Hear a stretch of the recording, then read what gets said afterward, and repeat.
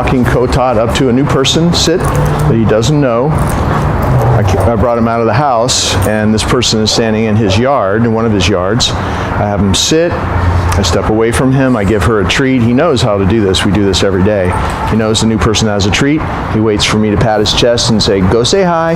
He gets the treat. I say, come. I call him back to me. Good. And you know, when you do this, you can do a little circle like this where you step into him, sit, have him sit at the end of that. You might have to help him a little bit if he's excited when he's meeting somebody new. I just barely pulled up on the leash to have him go there. Step away from him again. New person gets a treat again. He waits till I come back over to him with my right hand. And notice how I'm not restraining him. The leash is loose. Never hold him with a tight leash because that'll make him stressed out, and when you let go, he'll just leave. So make sure you never have a tight leash. It's always a loose leash. With your right hand, go. Send him over. Gets the treat. Come. Call him back to you. Good. We're going to do it one more time. I'm going to do this little circle here. Sit. It's a very dominant move to step into him. Use your body to turn him like that. It's gentle but firm. It's dominant, but it's a gentle kind of dominant. And you can also, when he starts to calm down, you can practice a little sit-stay like this. When you're confident that he's okay with that new person, just add a little something that makes it a little bit harder. Through all this, he has to focus. He has to exert self-control over himself so that he can be calm, wait to be allowed to go over and get the treat. Go say hi. One last time. Come. Call him back to you. Good. His leash got hooked underneath his leg, so I knew that he would come back to me, so I just let go of it. And you saw he dragged it back, and I took it by his collar just to get it out from under his leg again. The greeting routine should always be done outside in a more open area, a more neutral place. The worst place to do it is inside your living room for a dog like Kotat, who's fairly protective of his property. To see a person walking through that front door and he's in his space, they're walking through the front door, that's the worst place to do it. So I would recommend have the person outside, maybe on your driveway, sidewalk, in front of your house. You always approach that person, never have the people approach you. When somebody approaches a dog like Kotat, it can make him apprehensive, and it's much safer for him, and especially since he's been doing it every day he's been here with all different people, it's much safer for him to go over, accept a little treat from the person, you call him back to you, you're orchestrating this whole thing. And since he knows how this goes, he's done it so many times, all you have to do is my moves and just practice it and get a handle on what I'm doing, and he'll fall right into place because he's done it so often. Having all this structure in the greeting routine and how he greets people, new people. If it's a new person, it'll make him more comfortable sooner and more confident that they're okay. And if it's somebody that he's really excited to see because he knows them, it's a way to keep him from jumping. First of all, the treat's down on this level. He's not going to jump because everything good is down here, and somebody he knows can pet him while he takes the treat. And then if that still is not enough for him, if he's super excited to see somebody, you have your come command. You just call him away. If he looks like he's about to jump, he's losing control, call him back, do it over again, have him sit, do it over again. So it's a great little exercise to keep doing.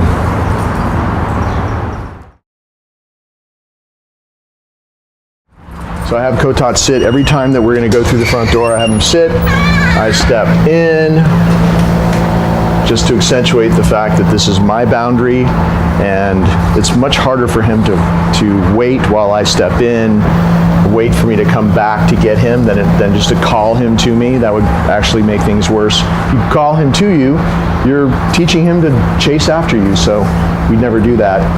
And so he waits till you come back, and then, okay, he walks through calmly with you. He may pull you more than he's pulling me here. Of course, he used to pull me when I first started practicing with him. But see how I can stop at the threshold and he's not pulling? And you might have to do that as well for a while at your threshold. And I'm just going to show you how we come back out as well. I'm going to close this door. On the inside, I'm going to say sit. because it makes it harder if he's sitting and then we open the door, because a lot of dogs tend to just pop up when you open the door. So I'm always going to do it in the hardest way possible. He sits, then I open the door, I step out, he waits till I come back next to him. Okay, he walks with me. You might have to, see how I'm just tapping him lightly and walking slowly? He may try to pull you through there. And so you could even stop at a threshold like this to slow him down to make sure that he really gets it. Sit. And then if you're going to release him to be free, go like that. And then we're going to continue, because we're going to go out and take him for a walk out on the street, but we're going to continue through this yard, and then in a second you're going to see how we go through the outside gates and go out onto the street, out in public.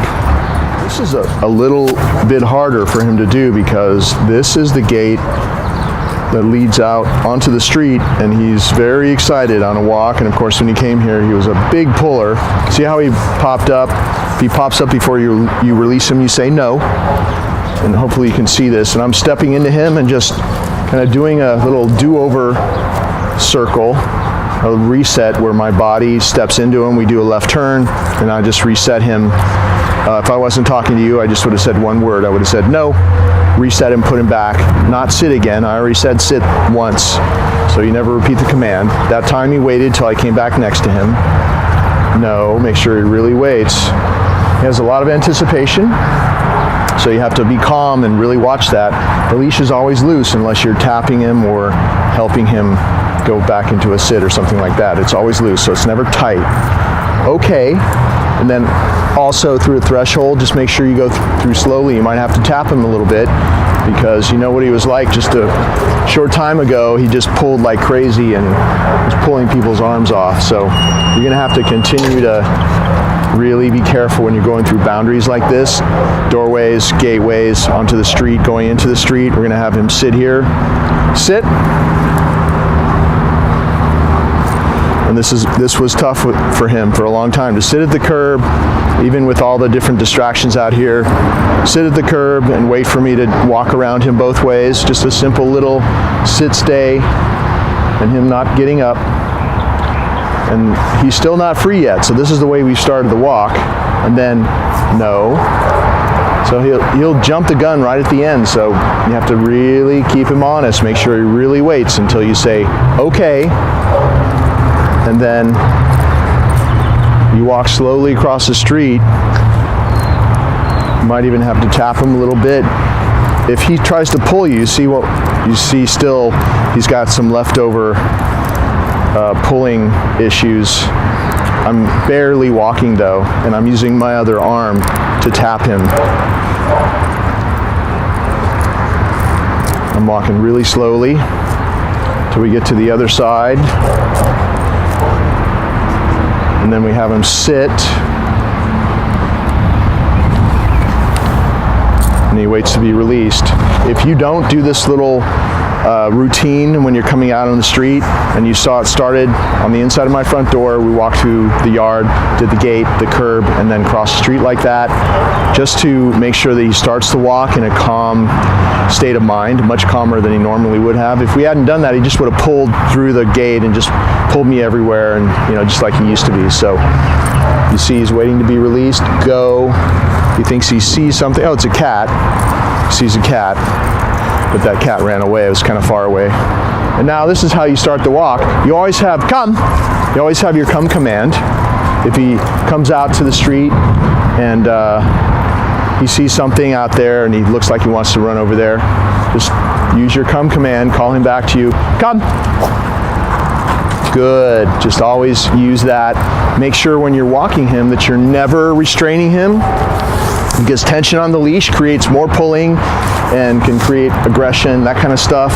Controlling him, anything like that, stresses the dog out and creates all kinds of bad problems. So we're keeping the leash loose. If we do communicate with the leash, it's a tap, just like that.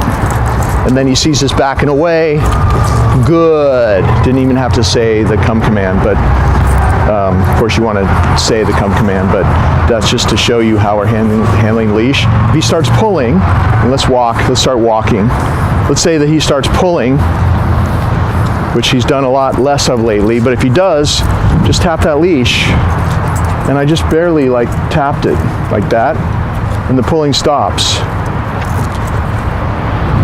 And he'll most likely come back your way. So just make sure that when you're on the street that you really watch that leash tension, because over time, if you walk him calmly like this and you handle him this way, he's going to keep getting calmer and calmer and calmer. But if you let him pull you and the leash is tight and you're trying to restrain him, it's going to go back to the way it was before. So just always watch that leash tension. Keep it loose. Come on, bud. Let's go.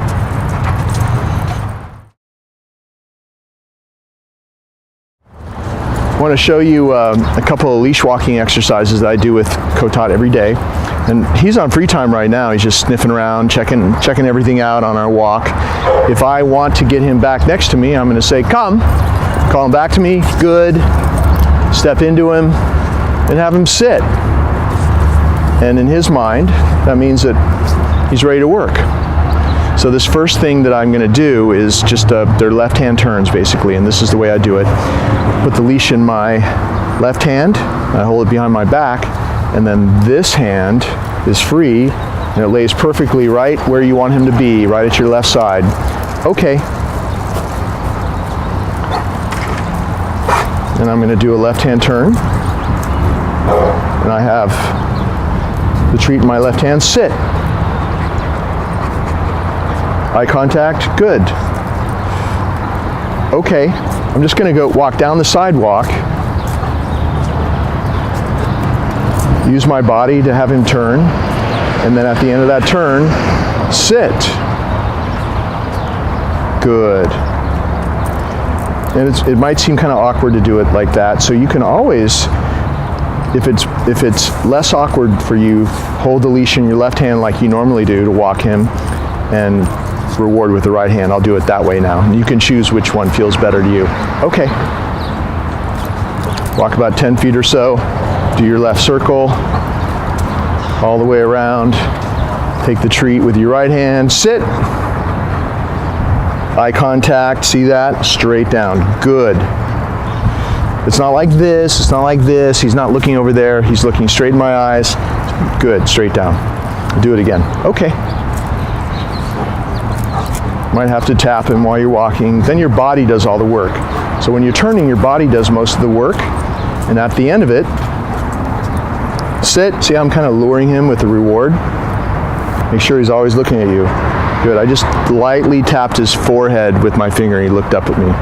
So that's the left-hand circles. And it's a great thing to do. And you see, we're on the street now. There's a lot of stuff going on behind the camera person. And he's so much better on the street now, so much calmer. And one of the reasons is no leash tension anymore, that we already talked about, and these left-hand circles.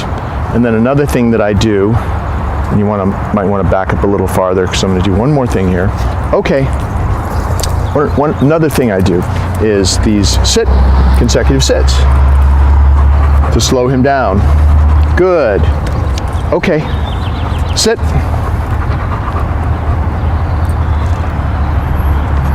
Good. Okay. Sit. Good.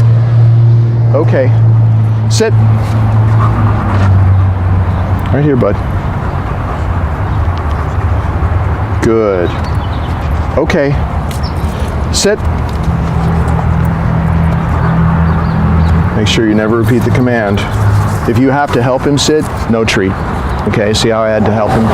So it's always hard to do these videos with a dog like Kotat because we have somebody standing right there with a camera, and normally we don't have that. So it should be a lot easier for you when there's nobody just right in front of you like this. Okay.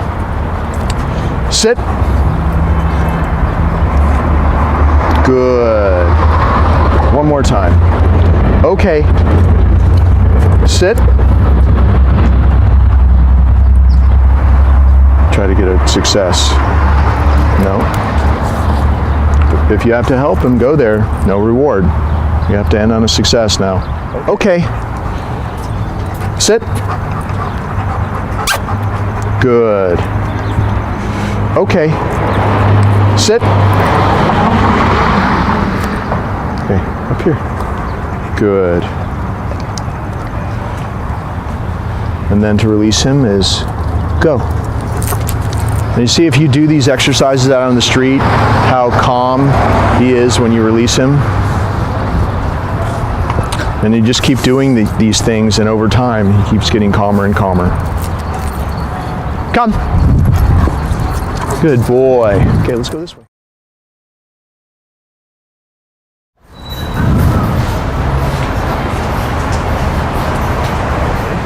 Sit. We're practicing a sit-stay out in public here. There's a lot going on. And if you can pan to your left just to show everybody standing here. Yeah. I picked this place because there's a lot going on. So I told him to sit. Stay is built in to sit. You don't have to say stay. And there's a lot of distractions here. He's doing really well. And more distractions coming. Good boy. Good. He gets a reward for that, for not popping up. We have a card coming towards us. This might be a little bit hard for him to do. Oh, it's turning. Good. Keep filming, okay? Okay. So when you're having him practice a sit-stay like this, he's waiting for you to release him. Go back next to him with your right hand, pat his chest, and say, go. And he's free.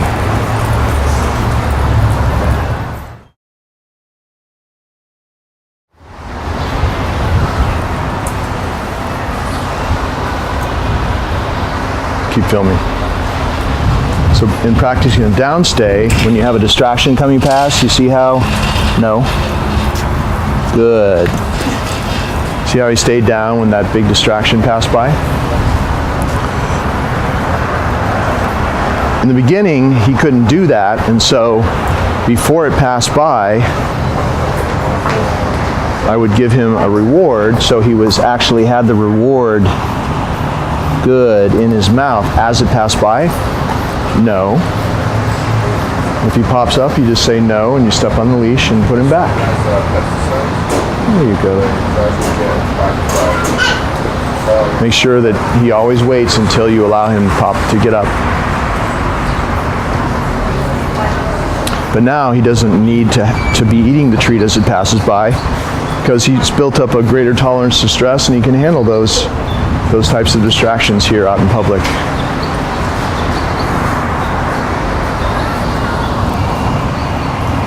Good. There you go.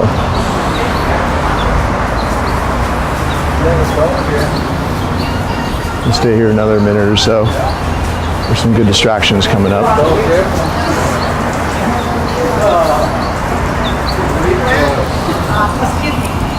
Good.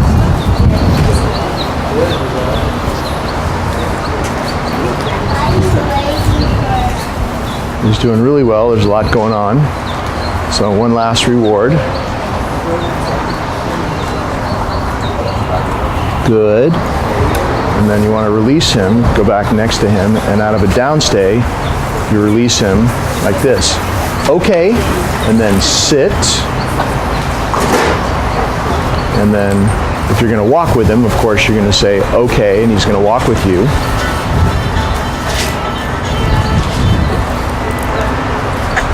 And if you're sit, but if you're going to release him to be free, pat his chest with your right hand and say go, and then he's free to do whatever he wants.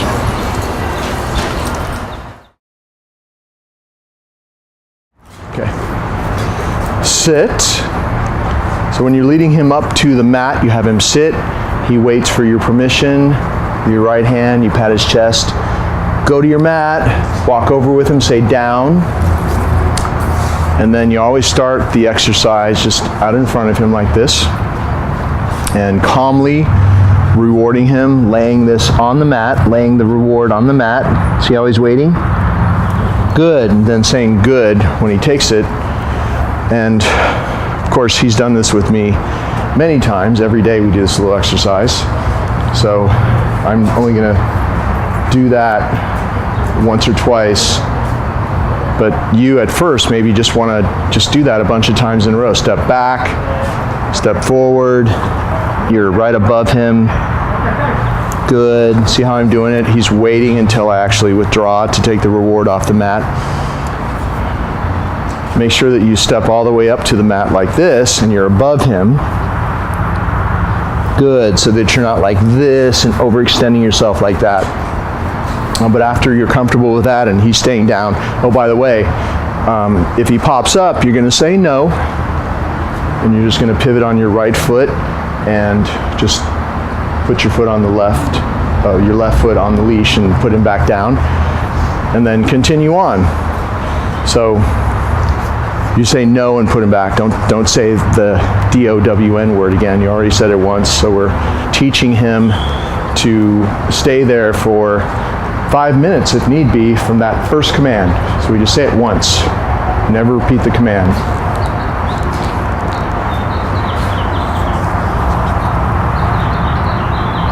Good. So I walked all the way around him. That's basic downstay where he can handle me walking all the way around. And I think even doing this at your house, out on patio, and also in your living room, it's going to be a huge, I would say, win for you just to be able to do this, because he's so hyper and unfocused at your house. Good. As you can see, he's different here, but this is where he learned the training. And whenever the dogs go back to the scene of the crime, so to speak, where they develop all those issues, it's always harder for the owners to handle it once I'm gone and he's back with you. So that's why we're making the video, obviously, so you can see how he actually can do it if he's handled the right way.